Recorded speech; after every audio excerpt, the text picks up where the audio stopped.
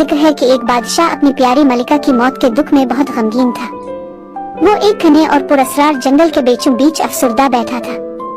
ये जंगल उसके महल से ज्यादा फासले पर ना था, मगर बादशाह की आंखों पर गम का ऐसा पर्दा पड़ा हुआ था कि इसे होश ही ना रहा कि वो कहाँ आ गया है। बेखबरी में वो एक खतरनाक और चालाक जादूगरनी की सरजमीन में दाखिल हो चुका था, जिसकी कहानियां सुनकर लोग लरज उठते थे। बहुत उम्दा।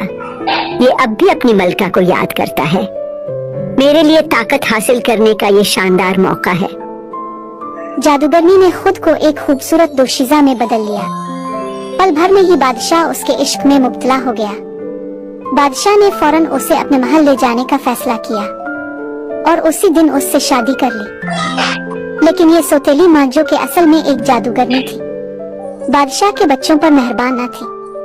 वो उनसे शदीद नफरत करती थी और दिन रात बादशाह को उनके खिलाफ भड़काती रहती थी।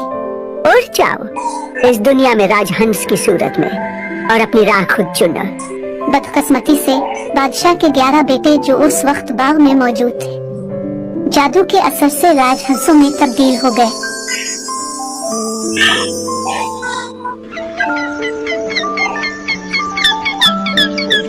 अलीसा, जो कि इस वक्त बाग के दूसरे कोने में खड़ी थी, जादूगरनी की नजरों से बच गई और जादू के असर से महफूज रही।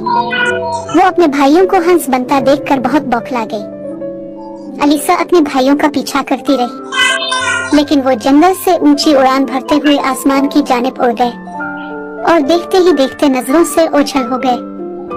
अलीसा उनके नाम पुकारती रही और आवाजें देती रही, लेकिन सब बेसूद। अब अलीसा के पास अगर कुछ बाकी बचा था तो वो था हंसों का एक पर। लेकिन उसको उम्मीद थी कि इसके भाई एक दिन जरूर वापस आएंगे। चुनांचे वो वहाँ करीब ही एक गार में रहने लगी। दिन आए और गए और इसी तरह कई बरस गुजर गए, लेकिन अलीसा के भाई दोबारा ना लौटे, क्योंकि वो दूर दराज एक तालाब में रहने लगे थे।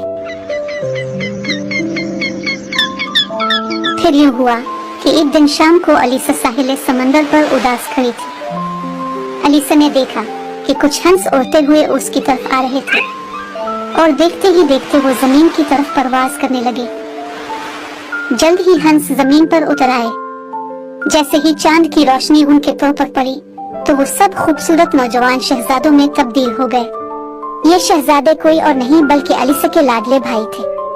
उन्होंने अपनी बहन को बताया कि किस तरह वो दिन के वक्त हंस और रात को चांद की रोशनी से अपनी असल शक्ल में वापस आ जाते हैं। 11 भाइयों ने अपनी इकलौती बहन को अपने साथ ले जाने का फैसला किया। रात भर उन्होंने बेद की छाल से एक जाल बुना। सुबह होते ही जब वो दोबारा राजहंस में तब्दील हो गए तो उन्होंने अपनी बहन को जाल में बिठाया और इसे फजाओं में उड़ा ले गए।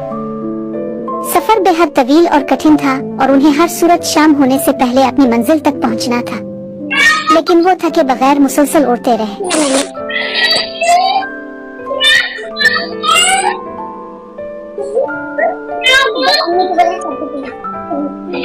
रात के होते ही वो बाहिफाजत अपनी मंजिल पर पहुंच गए।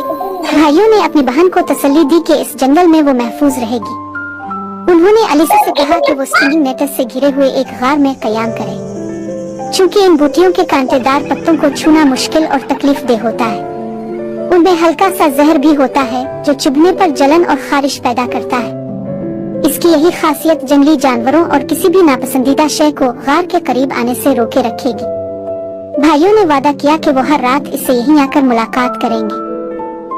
एक रात इस घने जंगल में अलीसा की मुलाकात एक परी से हुई। तुम अब भी अपने भाइयों को बचा सकती हो अगर तुम में हौसला और हिम्मत है, मगर इसके लिए तुम्हें स्टिंगिंग नेटल्स की कांटेदार जड़ी बूटियां चुननी होंगी, जो या तो तुम्हारे गार के बाहर उगती हैं या फिर कब्रिस्तानों में। इन बूटियों के कांटे तुम्हारे हाथों को जख्मी करेंगे, मगर जादू को तोड़ने का यही वाहिद तरीका है। तुम्हें इन कांटेदार बूटियों से अपने 11 भाइयों के लिए 11 कोट बुनने होंगे और वो कोट उनके परों पर पहनाने होंगे। लेकिन याद रहे, इस दौरान तुम्हें किसी से एक लफ्ज भी नहीं बोलना होगा, वरना तुम्हारे भाई हमेशा के लिए मर जाएंगे।